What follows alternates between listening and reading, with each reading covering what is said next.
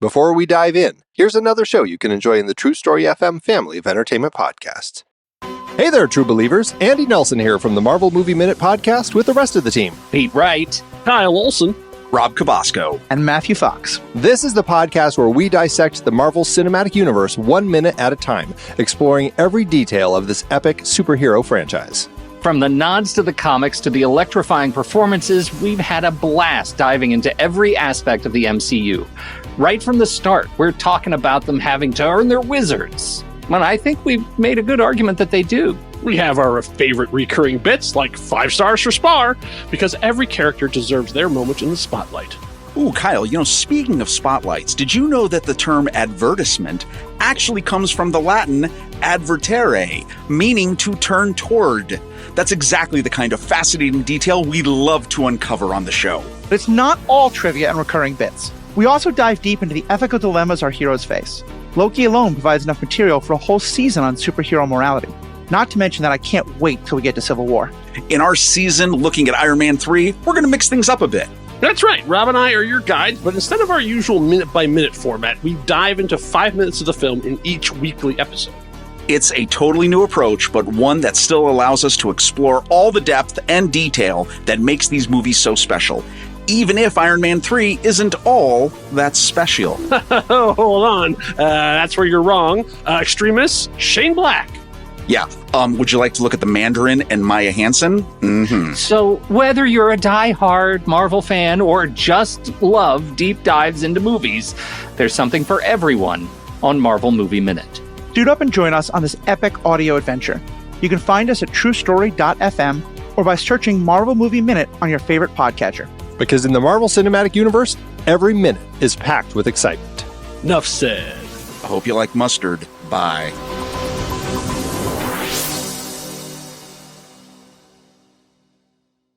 Do you ever get to the end of a movie where the hero had to make a difficult choice, and all you want to do is talk to people about whether they made the right one? Watch an episode of Star Trek and spend the next few days thinking about the rights of synthetic beings like Data and the Doctor. I became a co-host of the Superhero Ethics podcast because I love those questions, and the people at Wendy's are tired of hearing me talk about them. We're not a review podcast. We're more interested in questions the characters face and how different works approach similar questions. Sometimes we'll even go behind the camera, talking about how on-screen media gets made and how that affects what questions get asked, which ones don't, and who gets to ask them. We hit a wide range of media: movies, TV shows, books, and video games. You can find us under Superhero Ethics wherever you listen to podcasts or go to theethicalpanda.com. But you can also do far more. We love listener feedback and we'll happily talk about your questions or comments on air, and members get special bonus content. # not sponsored by Wendy's.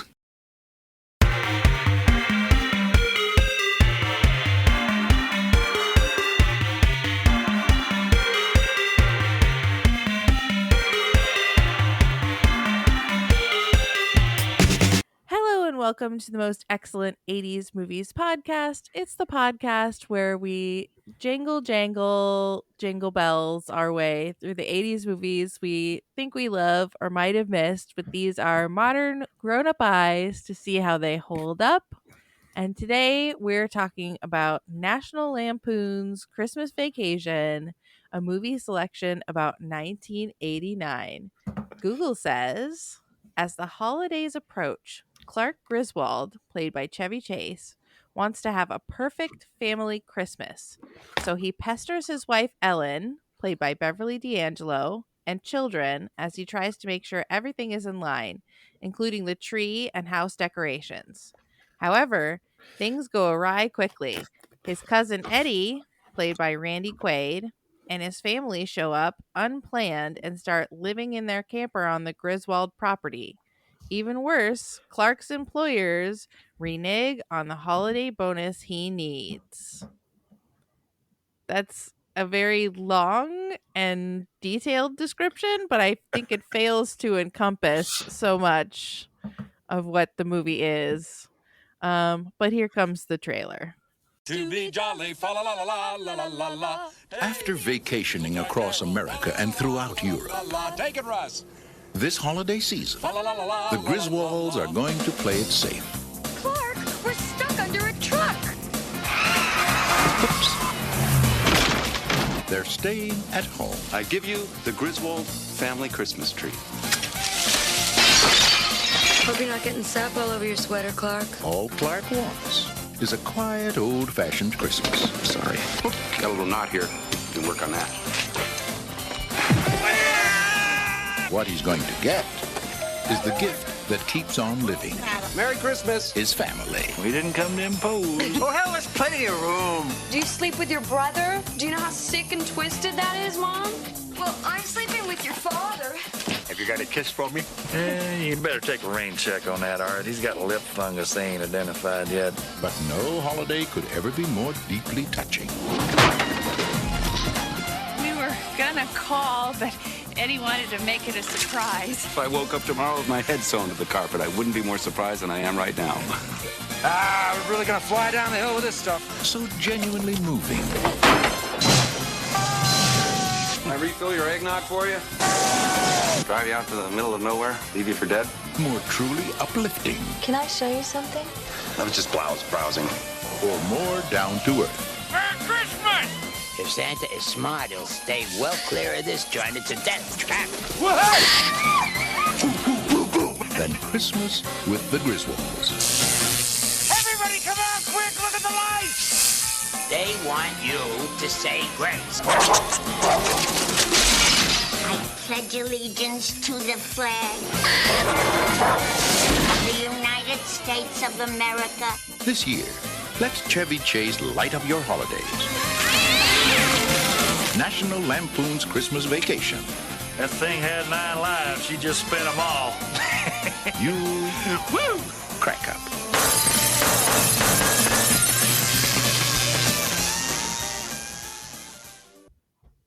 That's a pretty good trailer, I think. I'm Chrissy Lenz, one of the directors of the Neighborhood Comedy Theater in downtown Mesa, Arizona.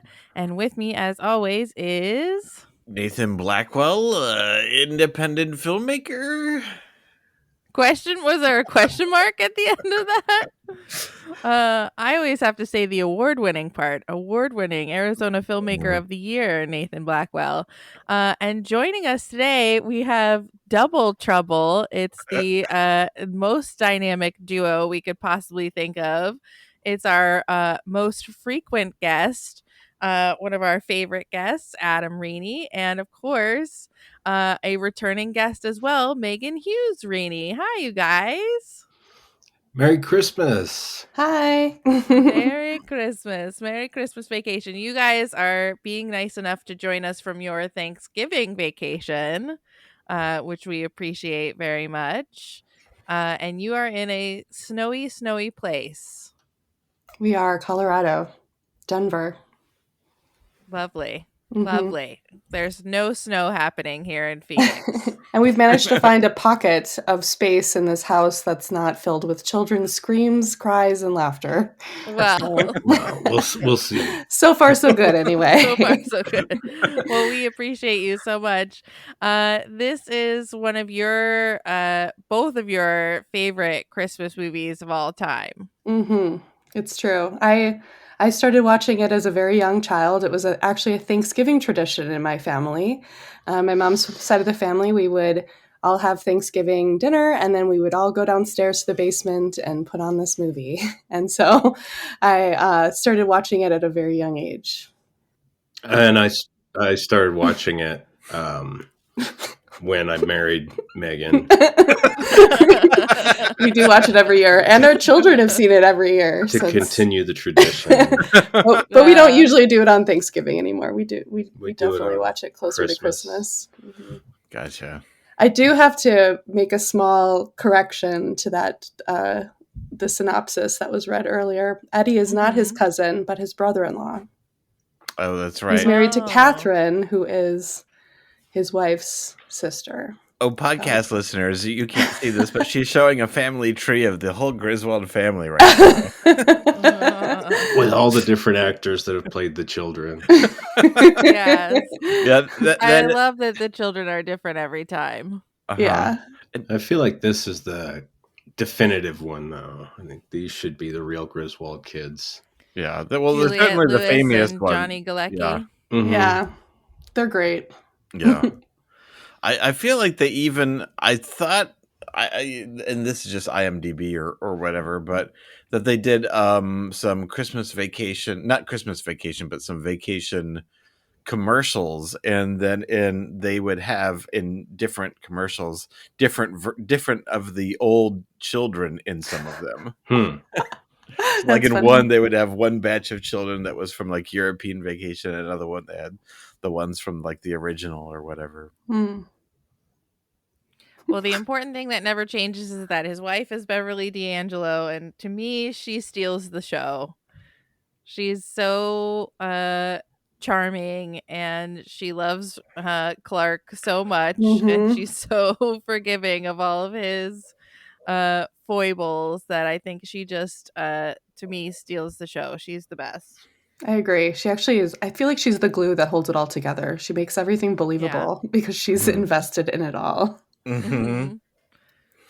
I really like this scene where he is covered in tree sap and gets tangled up in the magazine. And her hair. Yeah. And she's just like, whatever. Clark. Pretty full. A lot of sap.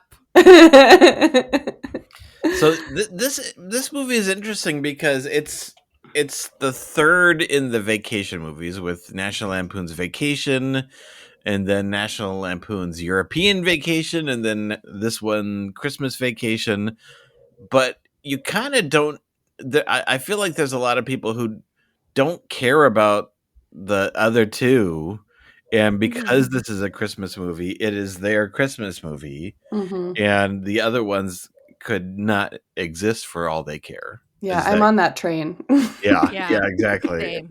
Same. So you don't treat the other ones like backstory to further enrich. Yeah. Well, I always looked at this as a prequel to Vegas Vacation. Yeah, I had completely forgotten that there was a fourth one. Technically, there's 5 of these because there's one where a grown-up Russ is taking his own family out on vacation, and that's right. That one's just called Vacation. You go to Wally World, right? Yeah, I remember that. Ed Helms plays Rusty. Yeah, and it's pretty funny. There's a scene where they have to they rent like a European car, and he pushes some button that turns his chair around 360 degrees while he's driving, and he just slowly screams as he slowly rotates, and that scene was just so funny. I couldn't stop laughing. Though I can't remember anything else from the whole movie. I think there were a bunch of knockoff vacation movies with the guy from Fast Times at Ridgemont High. Oh yeah? The one who was looking at the girl through the window. Judge Reinhold? Yeah, Judge Reinhold. I think he had a bunch. They made a bunch with him. Interesting. They may have been made for TV movies. Huh. It was like Hawaiian Vacation. Hot Air Balloon Vacation. How funny. I'm interested. Like the Ernest movies, right? No, I think Ernest was in all those, wasn't he? Yeah, he's sort of the glue that holds the. There's the not a family new together. Ernest, is there? I think they tried to get a new Ernest and it didn't take. If you were to try and reboot the Ernest character, it would have to be Kid Ernest. You think? Child. I think so. Child Ernest. Yeah, because you couldn't. You don't think you do could an get adult like Ernest. Matt Rife or something? I don't think. Oh yeah, he'd be great. He'd be such a strange Ernest. Yeah. But there's no one like Jim Varney. Jim Varney seems ageless and timeless. I could never tell if he was 26 or 66. Yeah, he's a sex symbol. Too all. He's like a sexier Marlboro man. Oh yeah, he was definitely a smoker. You knew that much for sure.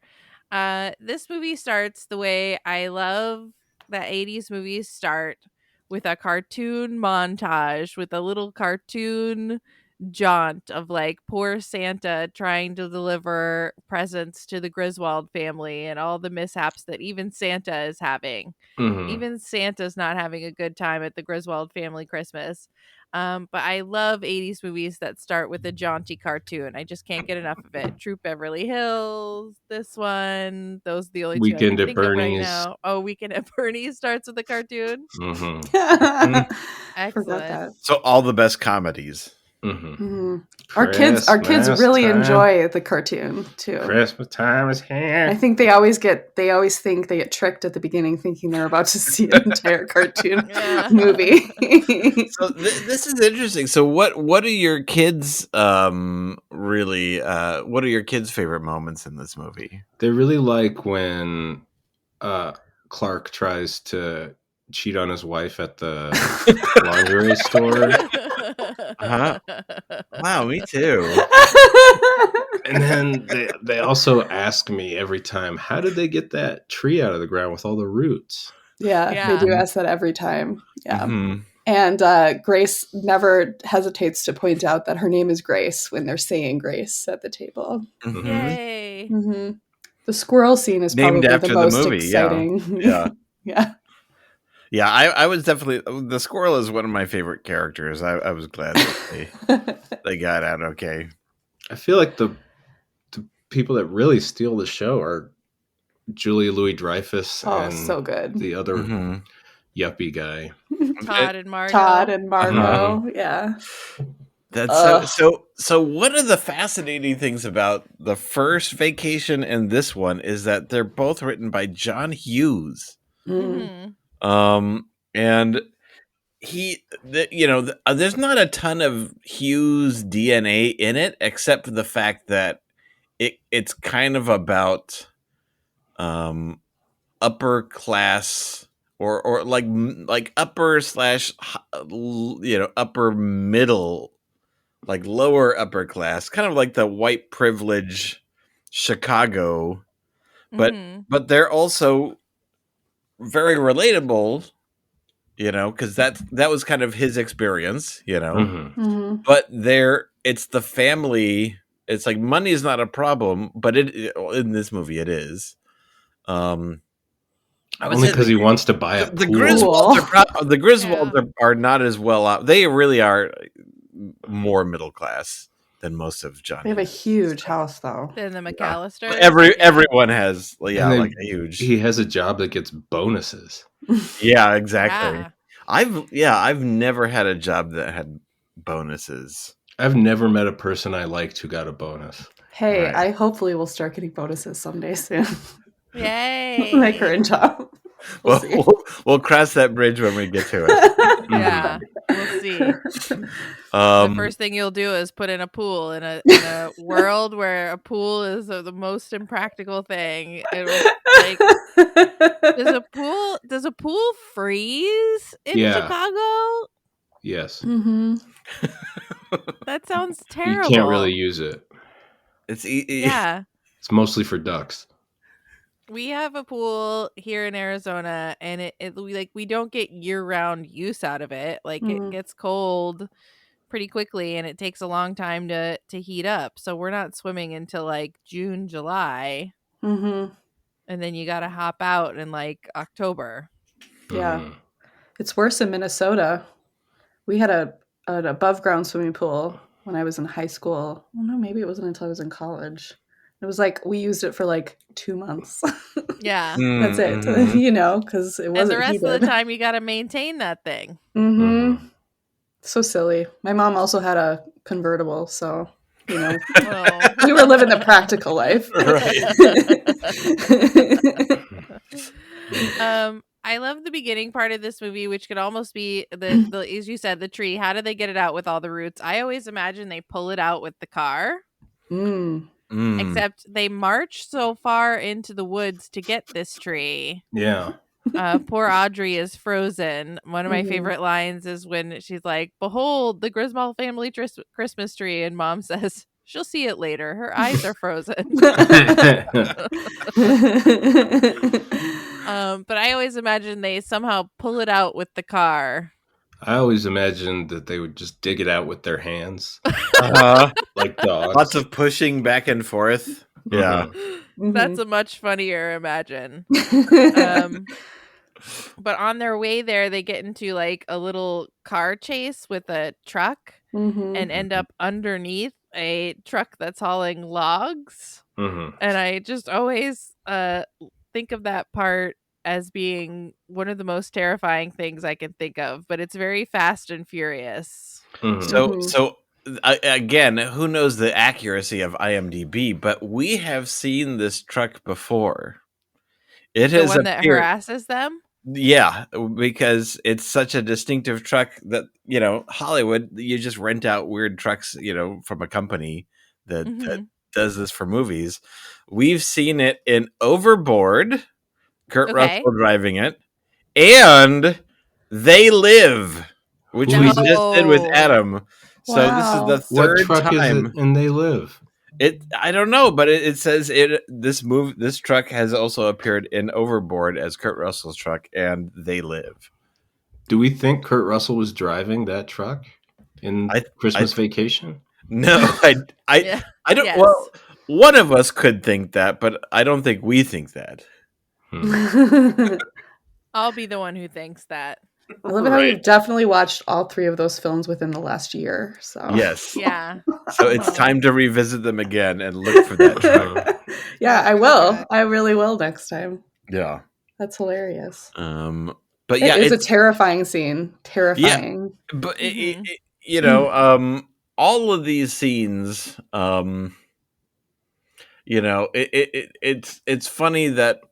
So basically, Clark, he wants the perfect Christmas, but there's all these moments where he's also trying to, he's ultimately his worst enemy. Whether it's trying to create the ultimate Christmas, or Eddie's pretty bad. Yeah, and so bad. Yeah, and then there's always like 1 or 2 moments where he's trying to be macho around, like when the kids aren't around. Yeah. Well, it's funny how he wants everyone to come. He needs everyone to be there, and he really wants them to stay, but he doesn't want to be present with them. Right. He's outside putting up the lights. He's busy doing something or other. He's not really there. Yeah. So he just it's wants the idea of happen. it, which I feel like is also pretty reminiscent of the time, and sort of middle class living in the suburbs. The appearance is more important. Appearance means more than the substance. I always think of that part where he's. I always felt bad for the mom character and all the mom characters who have to like feed all these people who are in the house, because both sets of grandparents are in the house. And then Eddie comes with his wife and 2 kids. So the house is like teeming with people, just bursting with people. And we see a scene of them at breakfast where, you're right, Megan, Clark won't join them. But I've always been like, who's cooking for these people? And like, how can they afford to like keep feeding these people at every meal? But I always think of the part where the turkey sort of implodes. Yeah. How does that work? Yeah, I've always, it's like the tree with the roots. How does that work? And then they say that they let the sister cook it. I'm like, why would he possibly trust the turkey? Did she steal all the turkey and then just leave the turkey shell? She left the shell. The turkey has a shell? This turkey has a shell. He does. Yeah. Yeah, And it's like it disappears. She says, I knew we put it in too soon. Yeah. It was left in too long, so it's all dried out, is what they say. Yeah, but like they still try and eat dehydrates it or something. It's like a dehydrated turkey. Yeah. And then the Jell-O mold with the cat food. Mm-hmm. And Eddie loves it. They wrap the cat up as a present. Mm-hmm. That's how the cat gets there. I hate that when the cat dies. Yeah, that is pretty harsh. Yeah. Well, the cat was chewing on stuff, right? Yeah. Yeah, the cat was chewing on the lights from It'd been wrapped up for who knows how many days. It's true. It was starving, She and was then all its hungry. food got put into Jell-O. Yeah. He was hungry. Adam reminded me earlier, my favorite little sort of factoid from this film is that Diane Ladd, who plays Chevy Chase's mom, is only 10 years older than him. Oh, boy. So, not possible. But I mean, not likely. And the lady who plays Aunt Bethany is the voice of Betty Boop. Oh, I didn't know that. That's cool. Yeah, from the 30s. Yeah. From the 30s. I want to talk about how much we harass the neighbors, the yuppie neighbors, Todd and Margot, Julia Louis-Dreyfus and her husband. He causes damage to their home and property. Yeah, he's a terrorist. He is. He's clearly the bad guy in this situation. And we do not feel bad for them at all. No, because they're such yuppies. Yeah, it's interesting. So what it's obviously we're villainizing them because they are a childless couple, vaguely European who seem to be selfish with just their what they own and how they look. But yeah, so what is, let's hone in on what is the passive aggressive or just aggressive. This is a family neighborhood and a family holiday. We're not going to have you yuppies here with your CD players and your tracksuits. But they're vinyl tracksuits. Their tracksuits are plastified. We can't have that here. They're selfish adults. They not like us. Yeah. No, in fact, the part where the Christmas tree comes crashing through the window, she's like, should we get a tree? I mean, I know it's cliche and it's gauche and it's all these things that we're not. Yeah. Yes. And then the tree comes crashing through the window. And it's also like a little jab at feminism, I think, because she's like, if you won't go over there and punch him right in the face, I will. And so she marches over there and gets attacked by the squirrel and the dog. That's right. That's true. It wouldn't have happened if she was in the kitchen.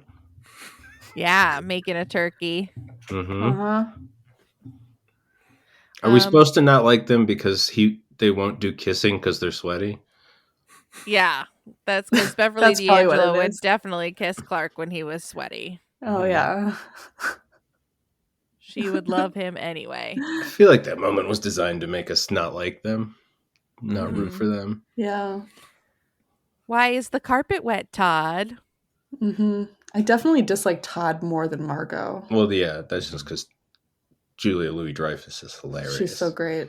Yeah. Yeah. Do you think this is Margot actually Selena Kyle from Veep?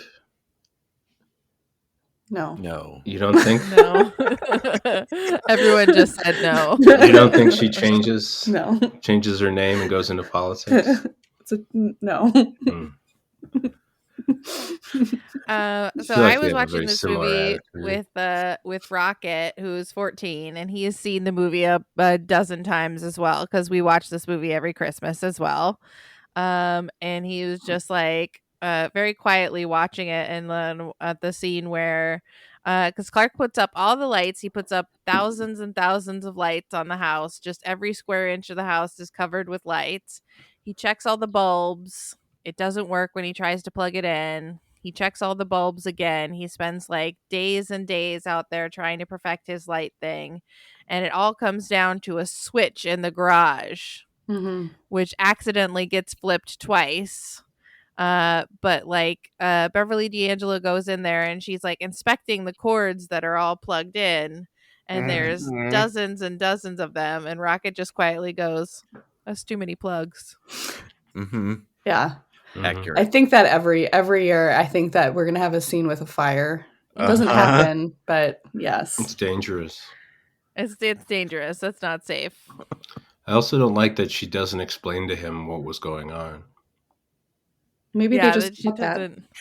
Maybe she did, but we just don't see it. We would see it. They wouldn't cut that out of the movie. No. I also like when Eddie knocks over that little sculpture when he's talking. The little the like windmill thing, yeah. He just hits it and it breaks into It little falls pieces, apart. and then he just does not acknowledge it. Yeah. Nope. And Clark tries to fix it, and can't. Yeah, Randy Quaid is one of the best things about this movie. He makes me so mad. He makes me so mad at the way he doesn't take care of his dog, and he's like, no, he's probably just nosing through the trash, and then they have to go clean up the trash in the kitchen. It's like, oh, I hate it. Shitter's full, and he's just out there in his underpants, like hosing it into the sewer. Oh my god, I hate it. I do too. Then it blows up. Agent of chaos. And then buying all of that dog food, but like doesn't buy Christmas presents for his family. Like it's like so much dog food. It's so much. It's like it's cans. And then so it's much small dog food. bags of dry food. Then it's a huge bag of dry food. Yeah. And then it's like a person-sized bag of dry food. And he's always wearing white. Eddie's always wearing white. Oh my gosh, and the Dickie. We can't forget the Dickie. Yeah. Oh yes. We can't forget the Dickie. And then also in the fantasy world where Clark has a pool and everyone's enjoying the pool, Eddie is wearing a white tank top which is tucked into a Speedo. And it's like fanning out around his hips. It's pretty cool. It's a perfect choice. It's a perfect choice. It's your Halloween costume there. Well, that's the thing. There was a no nudity clause in his contract, so they had to. Oh my. Put him in the tank top. I love the sledding scene. Very dangerous, also. Very dangerous. Scary. But I often think about because Clark works at a cereal company, and his big claim to fame this year is that he created a non-nutritive varnish that will cover the flake and prevent the milk from penetrating it and making it soggy. I don't know why I think about that all the time, but I do. What does non-nutritive mean? Does that mean no nutrition? I think so. I think so. Well, I don't know that there's any varnish with a nutritional value. You just had to make it sound good. Yeah. A non-nutritive varnish. Yeah. But he uses some sort of experimental another food varnish on the bottom of his sled. And when he shoots off, it's like impossibly fast, and he goes out onto the freeway and goes across the freeway and crashes through hills and dales and over valleys and stuff, and like completely shreds the bottom of this metal sled.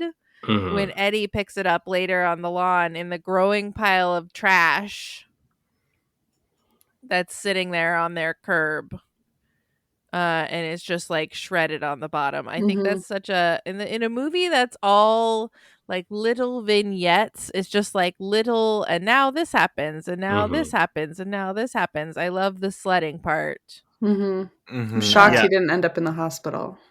Yeah. Oh, he should have. Or Guinness. Yes. If you had to pick a favorite little vignette, what would it be? I like when the cops come and she grabs his nuts. I like the attic scene. Yeah, the attic scene. Oh, he's trapped in the attic. I actually cry sometimes during the attic scene. This movie has it all, you know. I know, right? Car chases, tears, laughter, misogyny. It's excellent. Yeah, it's a staple of the Vacation series that Clark has to always try to like be with someone who's not his wife. There always has to be a naked woman in a pool. And I don't know about you guys, but the son in this movie, and maybe this is just because I have daughters, but the son in the movie, when he catches his dad at the lingerie counter, is just like full bro code about it. Yeah. My daughters will tell on me for anything. Everything. If they have anything on me, they're going right to Megan. They're going right to mom. Mm-hmm. Or to him, being like, you didn't do this. Yeah, why did you do that? Why didn't you clean out that pan? You know you were supposed to clean out that pan. Like, yeah, you're right. I should have cleaned out that pan. Meanwhile, Galecki's like, yeah, get her, Dad.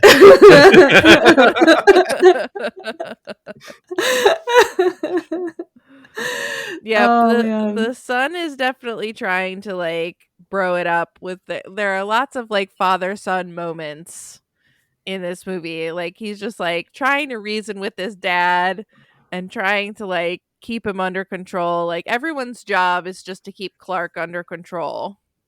But the son and the mom try harder than anyone. The daughter's just over it. Juliette Lewis She's is like trying to survive. She's just trying to make it through this holiday. I love the scene where they're in the kitchen there and they're doing the cooking and they're doing this impossible thing, which is cooking for everybody. And she's like shredding up a carrot and like the mom is smoking a cigarette. And she says, "It's the holidays. We're all in misery." And then the knife comes down on the cabbage or whatever it is. Yeah, it smashes it right in half.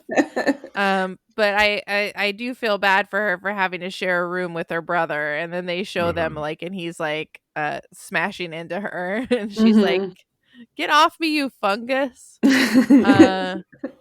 I do. And then when the little kids come, it's like, where do the little kids sleep? Where do they put them?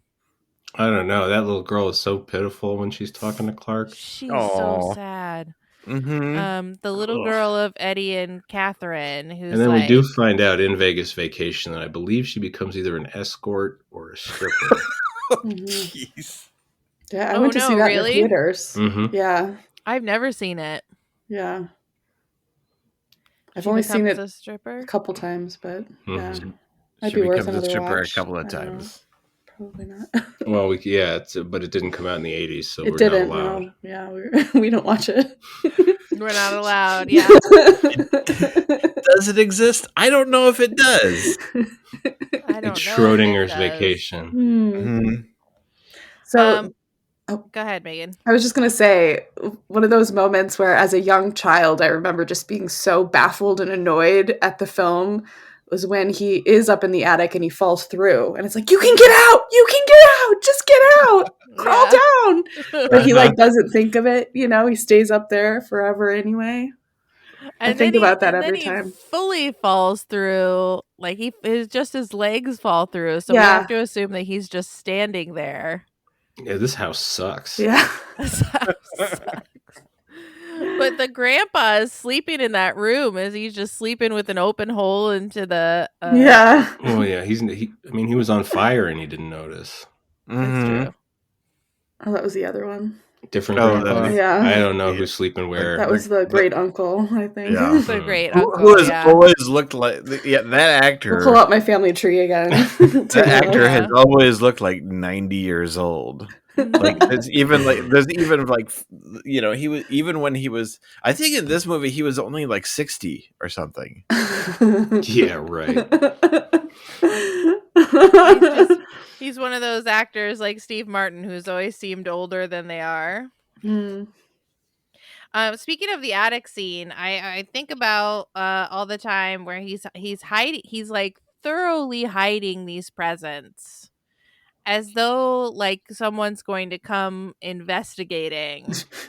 And nobody's looking for them. Clearly been up there ever. No, he finds a Mother's Day present from 1982 in the little alcove where he's hiding these Christmas presents. And I'm like, you're gonna forget. You're gonna forget that you hid it up there. You're gonna forget what you bought. Like, unless you have an extensive spreadsheet, which we know you don't, Clark. you're going to lose these presents. And it's always Mhm. bothered me. But that's Mm. why he's up in the attic. We got to find that house. It's Free just presents. a treasure of presents. It's going to be Yeah, it's a big treasure trove. cache of presents. And then did you guys ever notice that when he brings a gift to his boss, who is what's his name? He's Bill Murray's brother. Brian Doyle Murphy. Mm. Murphy. Uh-huh. Murphy Brown. He brings them a gift from the family, and it's the identical size and shape to all the gifts that are sitting on the little ledge. Like, they're all the same thing. I've always wondered what it is. I think it's probably like a Ruger. Just an antique gun. Everyone found they one. they know that he likes it, so they all went out of their way and found one. So if you could, and this is going to tie into our bonus content conversation a little bit, but if you could take one, because like our family Christmas is never looked like the Griswold family Christmas. Like, we never do these like crazy traditions that they do. So if you could steal one thing from the Griswold family Christmas and take it to your family Christmas, what would it be? On purpose? Yes. Probably I would want like a little sculpture windmill. Yeah, a very delicate little sculpture windmill. Yeah, I think that would go over. I'm thinking maybe a kidnapping. Sounds like fun. Yeah. Well, I guess I could move that from Halloween into kidnap a 1%er. Yeah. I was thinking a bonus. A bonus would be good, but kidnapping sounds better. That would be a new. Yes. You know what? That would be a new tradition I'd like to take up. Yeah. I want a getting new a Christmas jelly bonus. every month. A new jelly. Yeah, you want the Jelly of the Month Club? Mm-hmm. I want the membership. I guess for me, I like that, like they go out sledding, you live in Arizona. Yes. I got that part. It would be nice if we had like some extracurricular activity that was regularly done, whether it was like going to like zoo lights at the zoo or just some kind of like thing, like a tradition. I feel like you're just ignoring the spirit of the question. No. He said a woman when Clark went to zoo lights. Clark would go to zoo lights for sure. Yeah, if we had some sort of like outside of the house regular activity like the sledding. That would be fun because we don't care. No. We're like we're like a family of cats. Like, we all show up and we begrudgingly put up with each other's appearance, and then we go back to our own thing. Yeah. I've always wanted to have like the big long table where everybody's seated at one table. Like, I think that's such a like we said, the privilege of the upper class that the Griswold family is in, that they have this like huge dining room with one large table that everyone can sit at together. I think we always end up eating our food like sitting around various tables, like trying to put a meal on any surface you can so that everybody has a surface to eat on. Yeah, our kitchen table or our dining room table is very rarely used for eating. It's mostly for collecting kids stuff and crafting. Yes, it's a crafting I like that table. idea. I like that idea. That we'd all sit down and eat Yeah, together. it sounds nice. Huh. I don't know. It's okay. Having done that, it's okay. It's okay. I also like the idea of a kids table, that because the kids were at their own little table, weren't they? I remember the kids table. Yeah, I think it's a necessary tradition. Okay, so I have a feeling it's gonna rank really high, but on a scale of one, let's see. I don't know, what should we do? One squirrel in a tree Mm-hmm. to 10 squirrels in a tree. How many squirrels in a tree do we give National Lampoon's Christmas Vacation? All right, let's let our guests go first. Okay. Well, in the parking lot where we live, I saw a squirrel that its tail had been removed. Oh. And it was terrifying. Mm-hmm. It took me a long time to figure out what it was. Grace saw that the other day. I thought it was just a really graceful rat. And I was like, oh no, they're evolving. So you realize it's not really a squirrel question. Oh, no, I love this. I love this squirrel sidebar. Then probably like 8.5 squirrels. Okay. Yeah. I don't know, man. I think I have to do 10 squirrels. Yeah. Okay. Yeah. I think it's a 10 squirrel movie for you. Yeah, it is. It really I think is. so. The half squirrel lost its tail. Yeah. Like, feel if like you go everyone's favorite holiday movie is a 10 squirrel movie. Yeah, it has to be, you know. Mm-hmm. I mean, there's nothing about it I would change. Even the parts that bother me. Like, I look forward to being bothered, you know? I'm like, here it comes.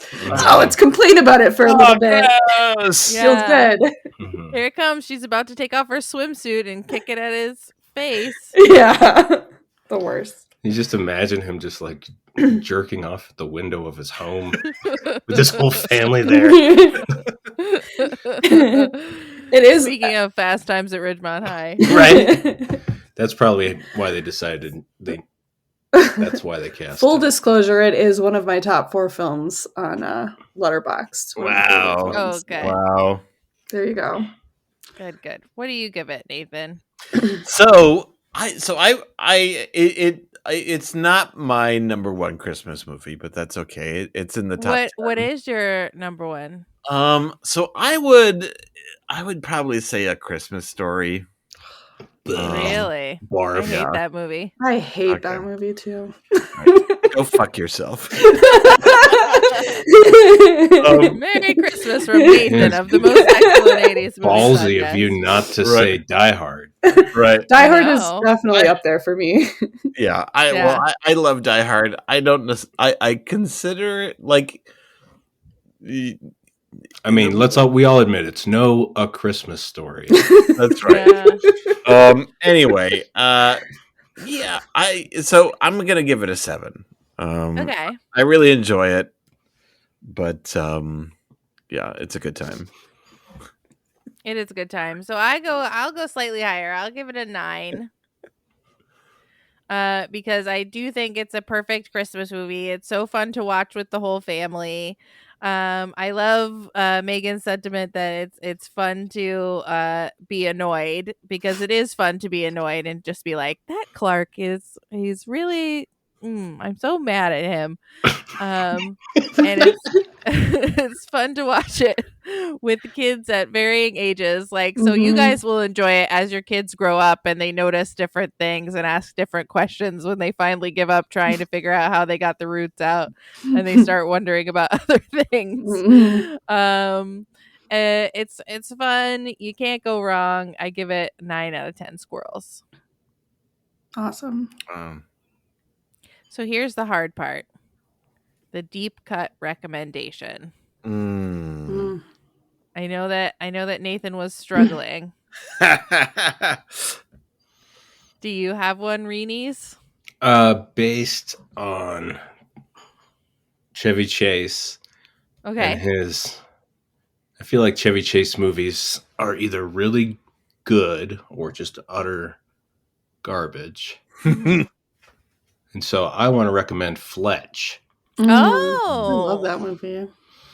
And I haven't seen that in a long time. It also has a song written for it that is one of the most banger songs ever. How does it go? It's Something about, have you heard the news coming over satellite? Fletch is working overtime. We watched that in the last couple of years too. Mm-hmm. Oh, I saw the new Fletch, the one with John Hamm. It's fine. It's yeah, fine. we watched that too. Yeah. I think we It was watched that, and then fine. we were like, we have to watch the older one. And then there's I think Fletch we Lives did the too. exact same thing. Mm-hmm. But I think we saw Fletch Lives. Mm. I don't think we saw the original Fletch. Because I don't remember that song, Adam. And I feel like I would. You should look it up. It's great. Okay. Did you come up with one, Nathan? Yeah. So, mine is not so much of a movie, but it's more of a, I guess, like an activity, something that I'm not super great at, but I appreciate every holiday Is he season. gonna say Zoo Lights? I was gonna say Zoo Lights. It's at the no. It's basically like unplugging. In my case, like like doing. It's like for me, I'm kind of like in my cycle of normal activity, and it's hard for me to just disconnect and even if I don't have anything to do, even if there's not like family to hang out with, it's hard to disconnect. And so what I'm planning on doing is basically building Legos that people have given me throughout the years. And they've been sitting there, and every time they come over, they see them unbuilt in the box, and actually finishing them. And then also I'm terrible at reading in terms of like narrative books and things like that. I'll read a lot of nonfiction, but just kind of sitting down and changing the routine and unplugging a bit. I love that. That sort of ties into mine. So there's a device that this movie uses to show the passage of time, where they open the little windows of an advent calendar. Activity, calendar, yeah. And I can hear the music now. Yeah.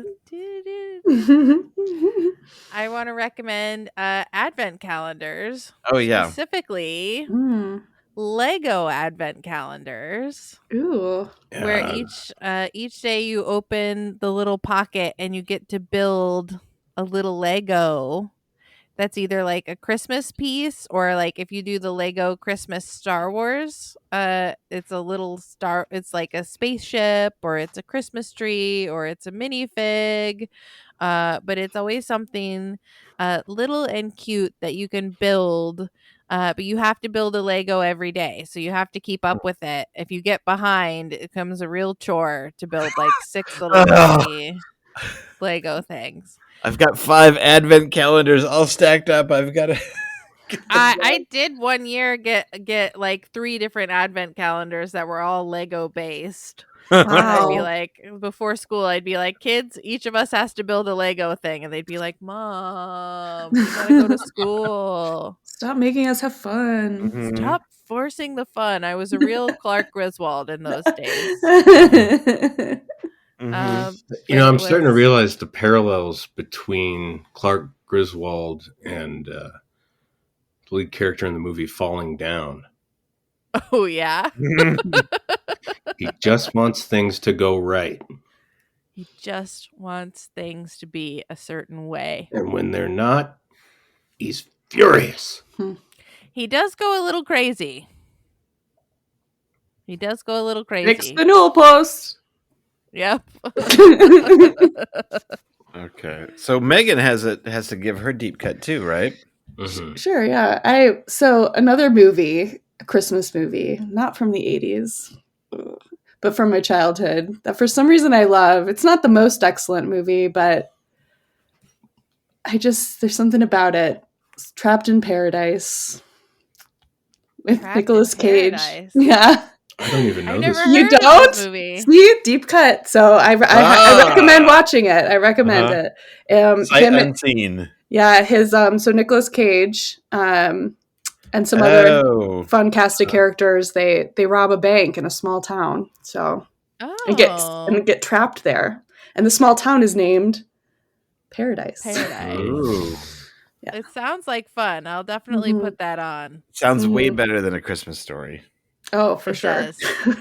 Everything's better than A Christmas Story. Although I think the end of Trapped in Paradise is just like an anti-Asian joke. So they do have that in common. That's why Megan loves it. That's actually the end of Christmas Story. Oh. No, it's similar to Christmas Vacation too, where it's like major crimes have been committed, but hey, it's Christmas. It's Christmas. One thing we didn't talk about is that the SWAT team never identifies themselves as police, and they don't have any police markings. It's just called a no-knock warrant. It's highly problematic. Yes, it is. And they break into Todd and Margot's house too. Mm-hmm. Well, they deserved it. So Todd and Margot's that's one house. of the most unrealistic parts is that nobody just got gunned down. Yeah, poor Margot.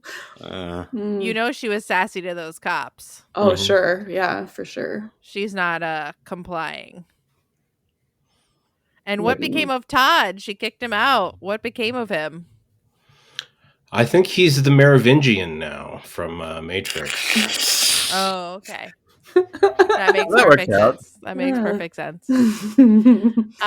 So do you guys want to plug the last movie ever made, of which you are the stars? Which, of course, we probably should have mentioned at the beginning of the episode.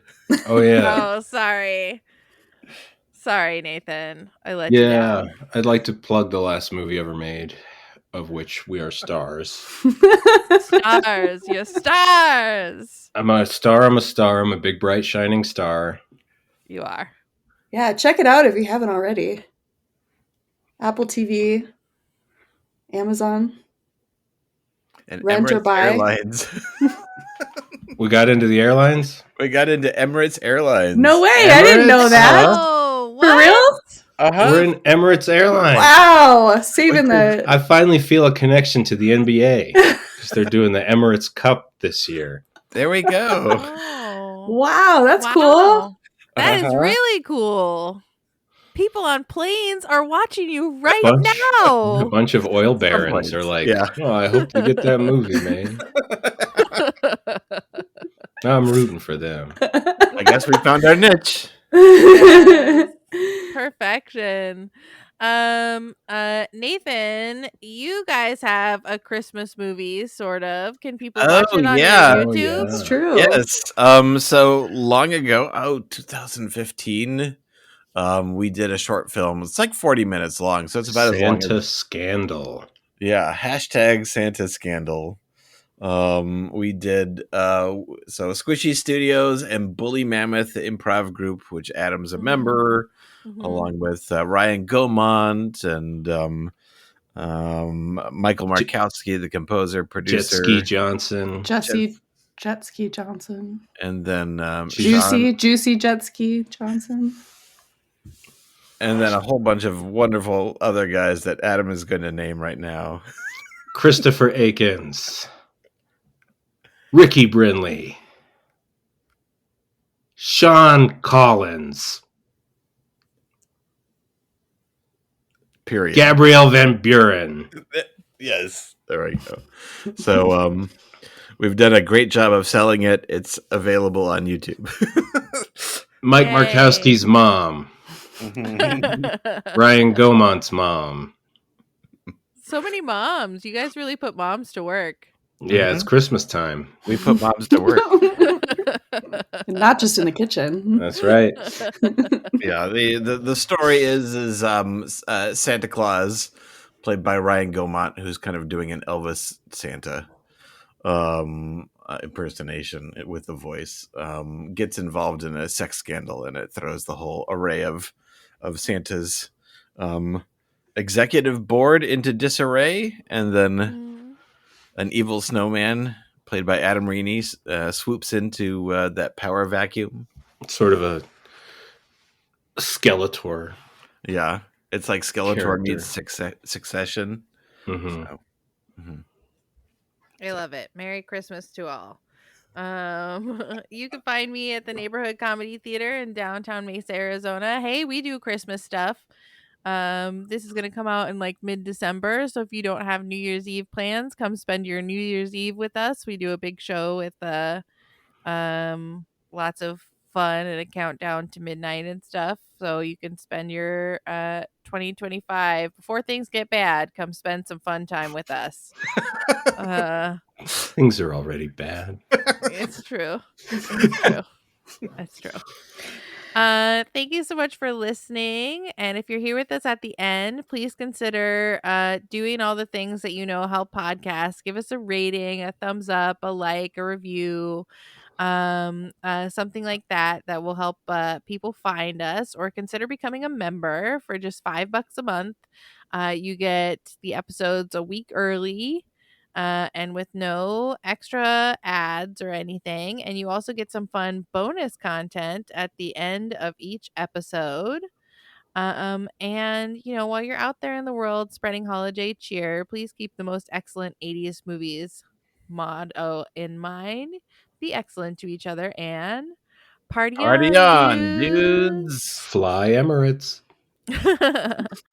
What's up, dudes? It's your totally tubular friends, Nathan Blackwell and Chrissy Lenz, here for the Most Excellent 80s Movies podcast, here to urge you to become a sustaining member of the pod. For just a few bucks a month, you can support the Most Excellent 80s Movies podcast and get all kinds of rad perks and stuff in the mix. Yeah, like for example, you get each episode a week early, as though you have your own personal DeLorean into the future. Plus, you get special bonus content at the end of every episode. And you want more of that sweet, sweet Nathan and Chrissy banter. Plus, you get access to the TrueStory.fm discussion board on Discord, so you can join the conversation there too. So head up to TrueStory.fm today, click on our show page, and sign up to become a member today. Party on, dudes!